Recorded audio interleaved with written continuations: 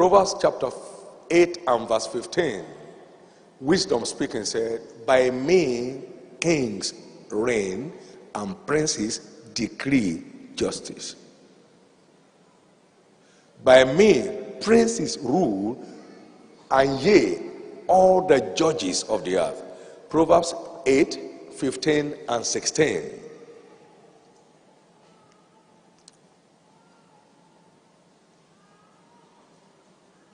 Just like flour is the principal raw material for the making of cakes, so is wisdom the principal raw material for the making of kings.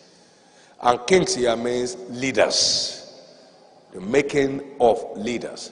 You never have a piece of cake without flour. There is no way sugar and icing can make a cake. They are to decorate the cake. The real cake is what? Made of flour. In the same vein, you never find any leader in any field who is not made up of wisdom stuff. Say with me, wisdom. And now, I'd like you to please listen here because this will help us a lot. Wisdom stuff. Now, what is wisdom? And let's pick it from the mouth of wisdom himself, Jesus Christ, who is the wisdom and the power of God. The whole world was ajarred by his wisdom. What wisdom is it that's given him? That both the wind and the storm obey his voice, and such mighty works are done by his hand. Matthew 13:54, Mark 6:2. So that qualifies him to be the wisdom of God in human flesh. What is Jesus' definition of wisdom? Matthew 7:24-28. He said, whosoever heareth these sayings of mine and doeth them, I will liken him unto a wise man which is built his house upon the rock. I will liken him unto a wise man. Who is a wise man? The one that hears and applies what he hears. Now, what therefore is wisdom? Wisdom is not just the ability to think. No. Otherwise, every thinker will be wise. But not all thinkers are wise. What therefore is wisdom? Wisdom is not the engagement of common sense. Wisdom is the engagement of acquired sense. Come and say acquired sense. Whosoever heareth these sayings of mine and doeth them, I will liken him unto a wise man who has built his house upon the rock. And then came the wind and the storm, and they beat vehemently against that house, and it could not fall because it was founded upon the rock. What therefore is wisdom? Wisdom can be defined therefore as the acquisition and intelligible application of knowledge. Wisdom is what? The acquisition and the intelligible application of knowledge. Wisdom is not the ability to think. Wisdom is the ability to acquire and intelligibly engage the acquired knowledge. So we ponder over the acquired knowledge to squeeze out what applies to what we are doing. That's wisdom. Wisdom is thinking through the knowledge acquired in order to discover how it applies to what you are doing. Ooh. I wish you know how costly wisdom is. Oh. Wisdom is the most costly virtue of all virtues in the kingdom. You want me to show you how costly it is? Let's read from Job 28. And then you see the rating of wisdom in terms of its cost. In terms of its cost.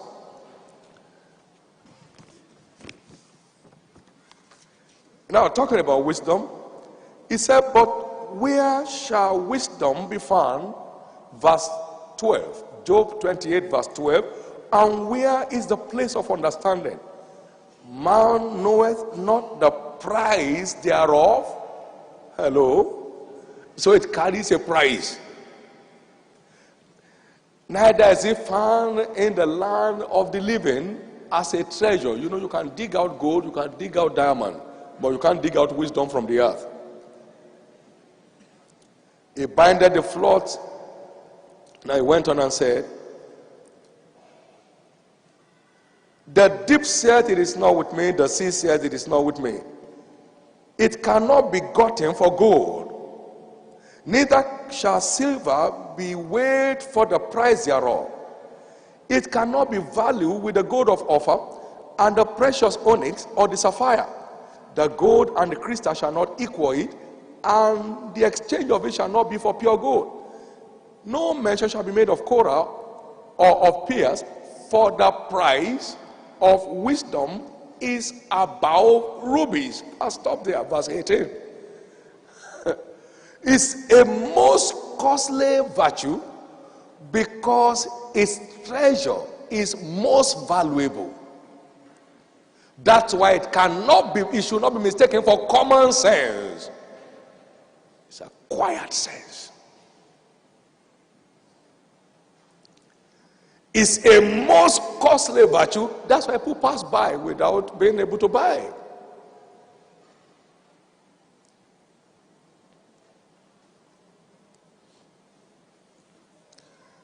Now, maybe this example may help you. I had a call to ministry with a background in architecture. I would be stupid to go into ministry with an architecture mind. I'll be punctured. They are world apart. They don't have any bearing together.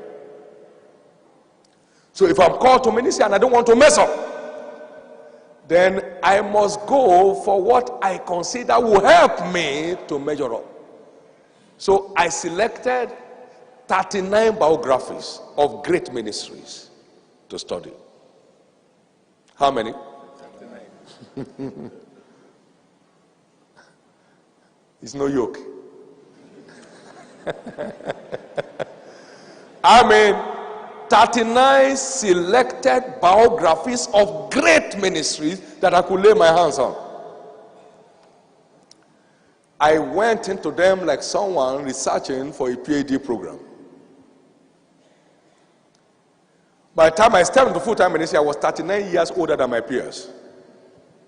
Because I've borrowed 39 different senses from 39 great minds to see where they made mistakes so I will not repeat it, where they made great marks so I could follow their steps. And so that enhanced the quality of my decision-making processes all through the work. We've never borrowed in our ministry for anything.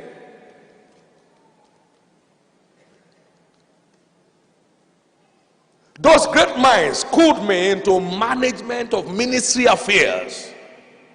From their stories, I found their secrets. Hello. I never came into ministry with common sense. I came in with acquired sense and a commitment to apply them as they apply in the various stages of my assignment.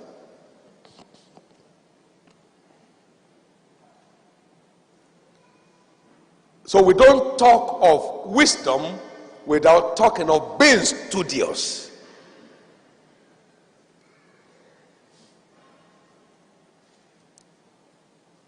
It is your studious engagement that empowers you to walk in wisdom. Because wisdom is not thinking of what you think is right, but what is proven to be right. Come and say proven. You know, the quality of your academic paper is a function of the quality of your references, isn't it? Nobody will agree you are thinking, except to tell us how others have thought in the same school.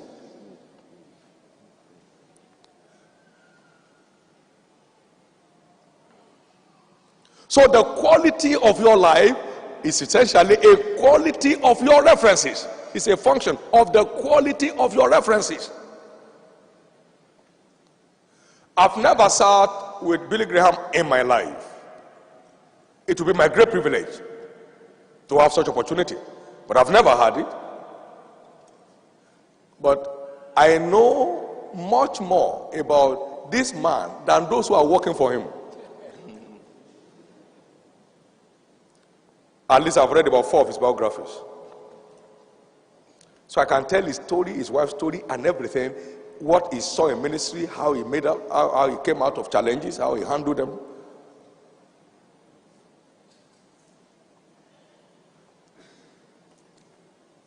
Wisdom is not a cheap commodity. Somebody hearing what I'm talking about? Now, if ministry were only preaching, I would be the most relaxed human being in the world. I'm relaxed, yes, but with plenty of responsibility.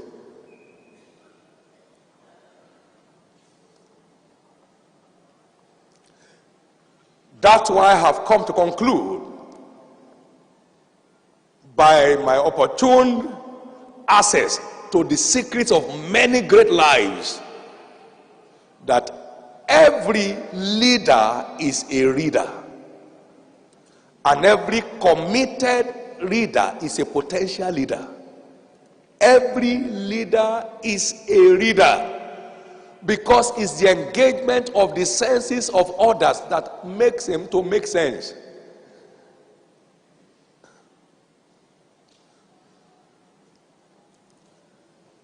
That's why I've also propounded that every leader is a learner, and every committed learner is a potential leader. Abraham Lincoln said, "I don't think much of a man who is not wiser today than he was yesterday." Henry Ford said, "When you stop learning, you are old, whether at 20 or at 80. And when you keep learning, you are young, whether at 80 or at 20.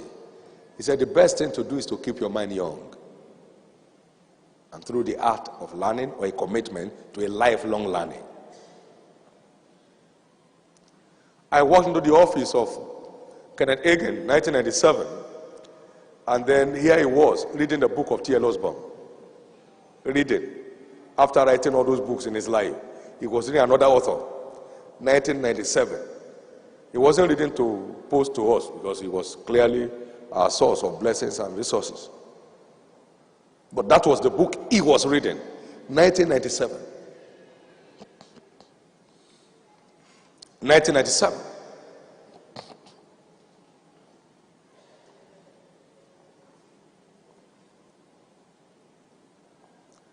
Today you can find a lot of Christian books without references. There is no academic book of worth without cross references. If it doesn't have it, it doesn't hold water. So most of the things people find they are not proven. They are mere hypotheses. They are not proven.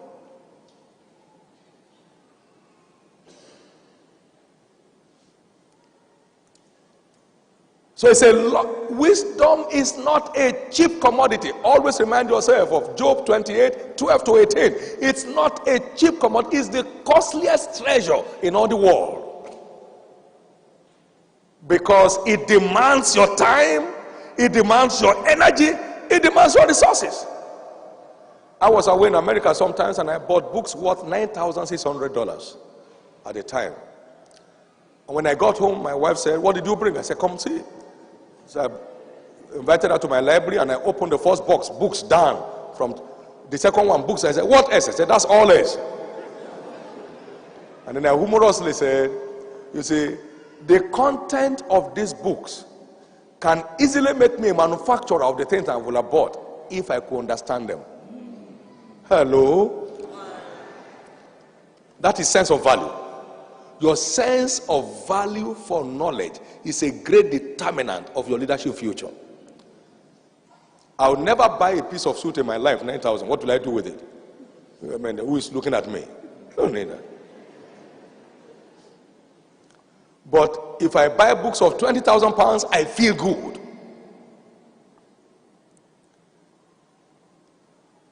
I've said across nations, and Pastor Alba was in 2 or 3 of those nations, that you are either building a library or you are building a mortuary without knowing. Come on now. You are either building a library or you are building a mortuary without knowing. There are many mortuary builders today. They do not. There are people who have graduated from college, have never read any single literature in their life since they left. They just go to work and come back from work and watch TV and go to work, come back from work, watch TV and go to work. Great leaders end up as peasant workers because they cannot pay the price of what makes a leader.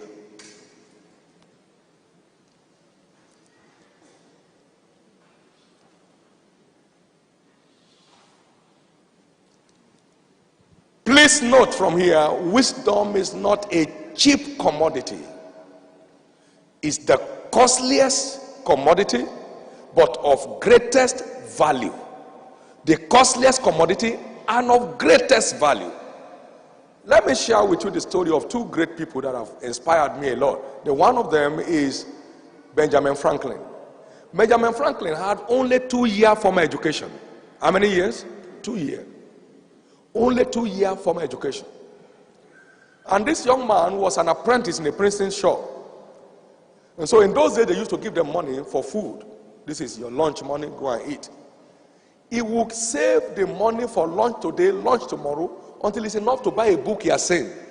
So he would go fasting for knowledge. Fasting for what? So he was doing without lunch to buy books. Is that cheap? And suddenly, the lion in him began to rise. Today, Benjamin Franklin is a great name in American history. Benjamin Franklin founded the University of Pennsylvania, which is still rated number 15th university in the world as a 2008 rating. It was founded 1786. Benjamin Franklin developed himself to become a scientist. He founded the thunder arrestor science, engineering. He invented it. Thunder was killing people for free. He sat down and found a way of tapping that energy and earthing it. 2 years from education. You know how many years you have gone to school in your life?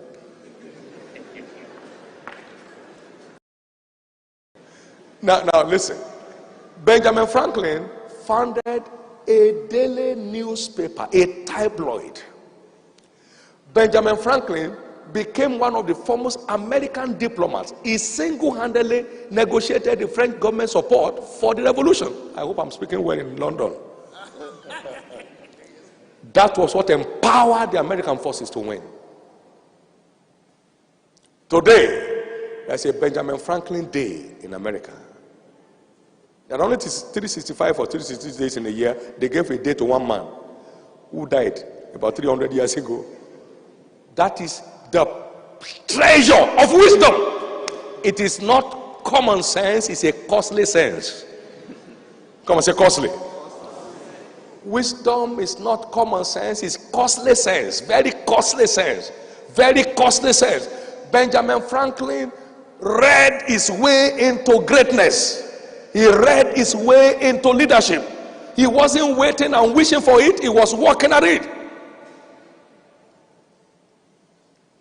How can someone with a 2-year formal education found a university that is still relevant today? From 1786. Oh, this is a very lazy generation.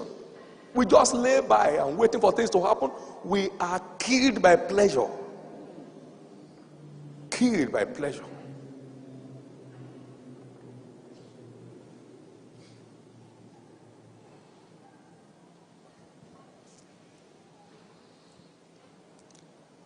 Think of Michael Faraday. How many have heard about Michael Faraday? Now, I'm talking about these folks because they are believers. But they did not abuse the faith. Most of us are abusing the faith. I said, God, come and cook for me. Thank you, Jesus. Cook for me now.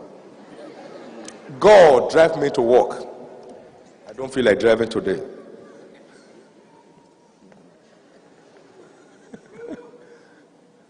That's faith abuse.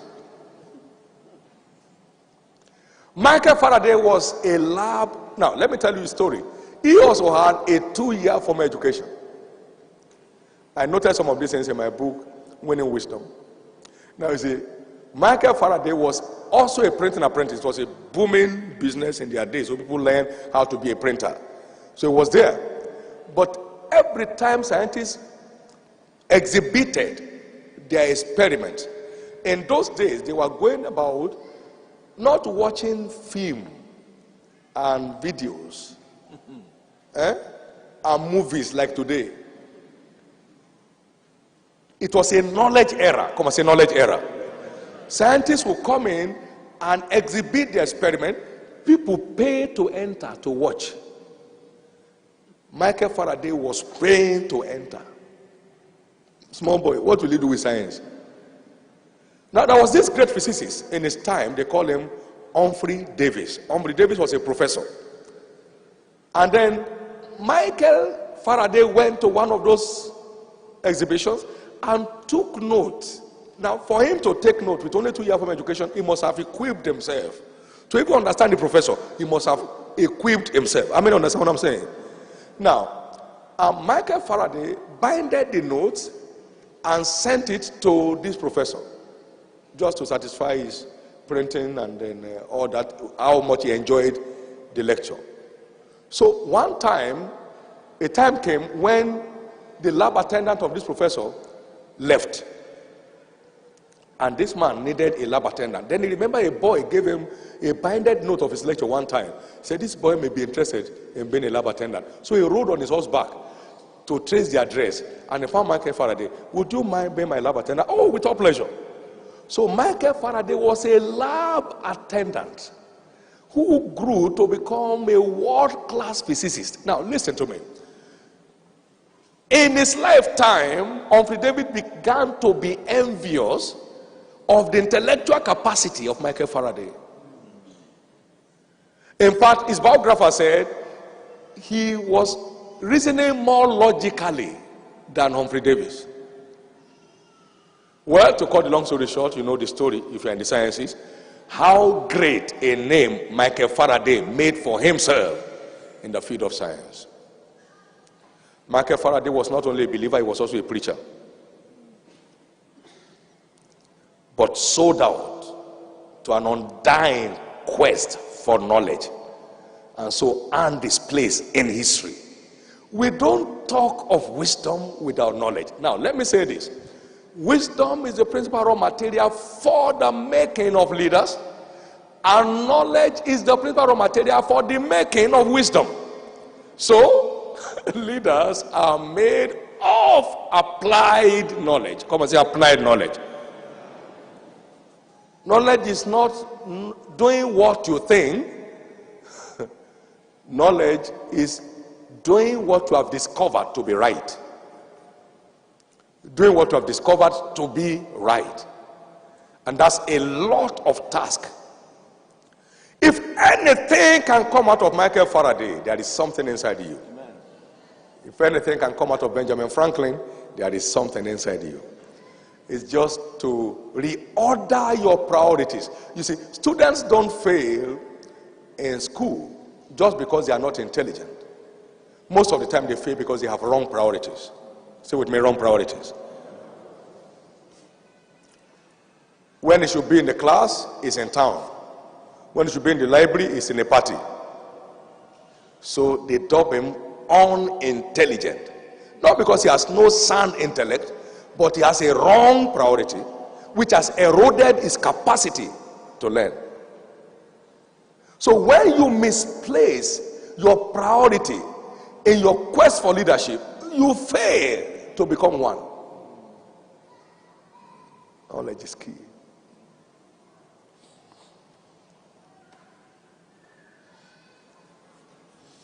My library has remained my most valuable asset on this earth to me today. And where I'm sitting down here, if I need a book, I can tell them where to go check for it. Check for this here. Yes, shelf 4. Yes, line 2. Check here. You find around 8.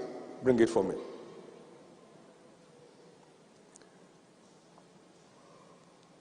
I have been building that since 1974. I was 20 years old when I started building my little. I didn't know it was library. I just knew it was the love for reading.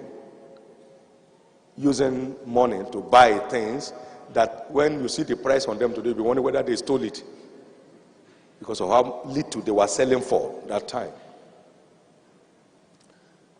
The first public lecture that was held at Covenant University, the professor asked for opportunity to visit my library.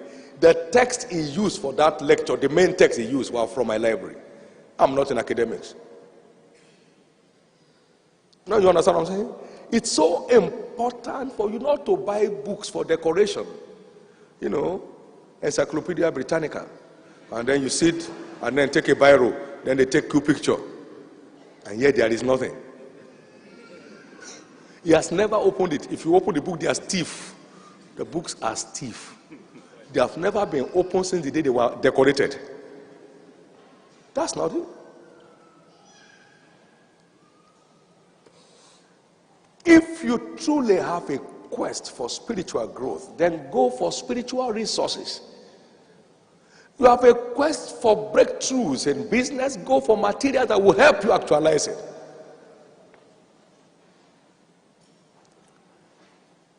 If you are not a committed reader, you never emerge a leader. You never emerge a leader.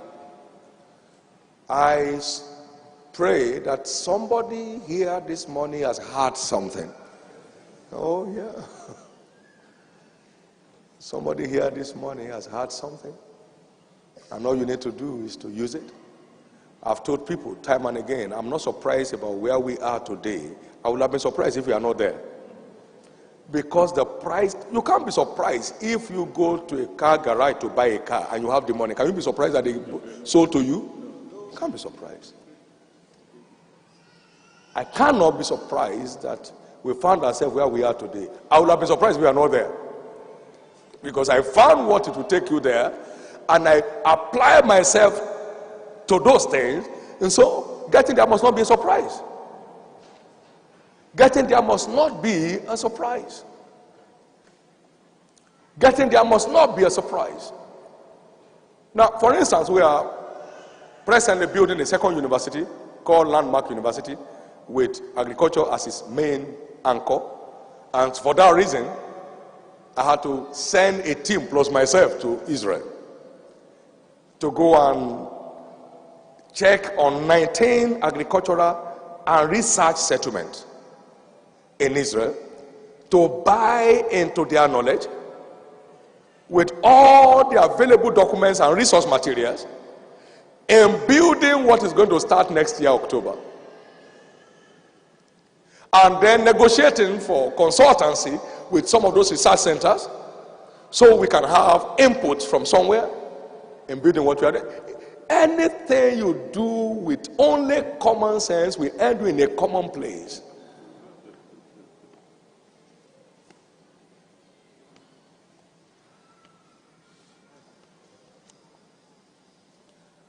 Now I'm going to be providing leadership for an agricultural development program, so I need to be educated so that nobody confuses me.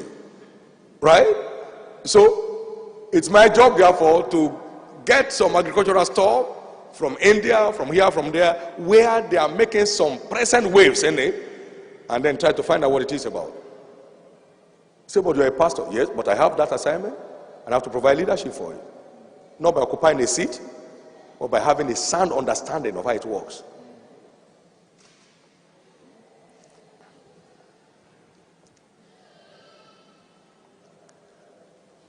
I told them at Covenant University, I said, in 10 years of its existence, it will emerge a world-acclaimed university. It's happening. 10 years. They're only 7 years now. And everybody's talking. Why? Because the requirements have been met. The results must follow. Hello. Is somebody still here? So you don't empower people by money. Gold, silver, diamond, rubies will never be a substitute for wisdom. The real treasure that guarantees a great future is wisdom. And it's acquired with the price of high-level self-discipline. High-level self-discipline. Somebody has asked me, how do you get time to read? How many want to ask that question here? Okay, good. Now, my answer is, how do you get time to eat? Because what eating is to you is what reading is to me. There's a bag that travels with me everywhere I go. It's a bag of books, the books of the hour. The one to check out on. Why on this trip? I read daily and I write daily. And I'm not writing for purpose of publishing books. I'm writing to draw lessons from what I read.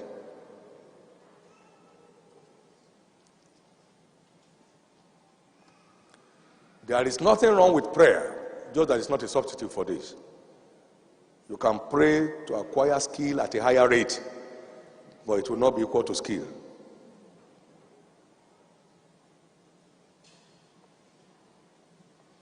I'm happy that everybody is quiet. Because these are very powerful vaccines. It's stronger than the one they use for swine flu.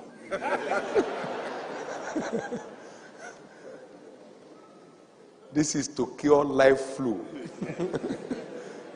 As you take it, you'll be happy. You know, everything that works by knowledge. Everything that works. Everything. You know why you have a lot of divorces? People are so ignorant about marriage. There are many married people here who have never read any book in their life on marriage. I've never read one. Neither have they sat in any marriage seminar in their life. So husband and wife, the next something, goodbye, I'm not doing again. They don't know nothing about it. Before we got married, I read 8 books of marriage. How many? Man, I was balanced. And we have been in it now for how many years? I don't have any experience of what do you do when they fight. We don't fight. I was smarter than that before I was married. But people have never read anything. There are people who are going to have children. They have never read anything on pregnancy, on how to give birth. So the slightest sign, God, he doesn't know nothing. He's never read nothing. There are people who have never read anything on child raising. They're just producing children. They are just producing. They have never read nothing. You see, you can never be a leader in anything you are not willing to learn. Hello.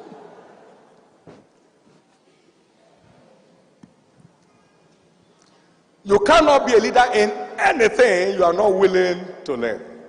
In fact, it's your commitment to learning that brings out the leader in you in that field.